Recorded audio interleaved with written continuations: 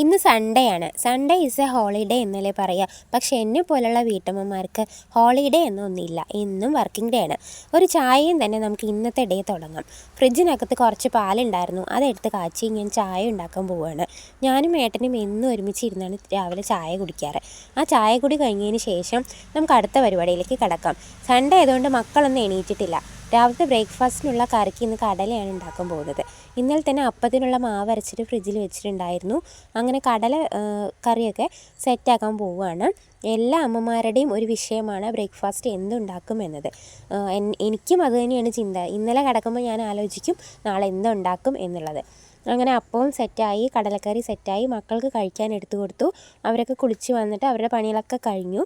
നമ്മളും അതിൻ്റെ ഇടയിൽ കൂടെയുള്ള പണികളൊക്കെ ചെയ്യണം. മുറ്റും തൂക്കലും കുളിയും നനയ്ക്കലും ഒക്കെ അതിനിടയിൽ കൂടെ തന്നെ കഴിയണം. പിന്നെ ആ സമയം കൊണ്ട് ഞായറാഴ്ച ആയതുകൊണ്ട് അമ്മൂൻ്റെ വകയാണ് അടിക്കലും തുടക്കലും. അത് കഴിഞ്ഞ് ഞാൻ സാമ്പാർ വെക്കാനുള്ള കഷ്ണങ്ങൾ കട്ട് ചെയ്തു. പിന്നെ നമുക്ക് ഒരു തോരൻ ഉണ്ടാക്കണം. ബീൻസാണ് ഇന്ന് തോരൻ വെക്കുന്നത്. അങ്ങനെ സാമ്പാറും ബീൻസ് തോരനും ഉണ്ടാക്കി. ഇന്ന് വേറെ പ്രത്യേകിച്ച് സ്പെഷ്യലായിട്ടൊന്നുമില്ല. നമുക്ക് ഞായറാഴ്ച ദിവസങ്ങളിൽ കുറച്ചും കൂടെ നേരം വൈകും. രാവിലെ എണീക്കുന്നത് കുറച്ച് വൈകുന്നതുകൊണ്ടാണ് ഉച്ചത്തെ പണികളും കുറച്ച് തീരാൻ ബുദ്ധിമുട്ടുള്ളത്. അങ്ങനെ എന്തായാലും നമ്മുടെ കറികളൊക്കെ സെറ്റായി. ലഞ്ച് ഇതാ ഇവിടെ റെഡിയാക്കി വെച്ചിട്ടുണ്ടായിരുന്നു.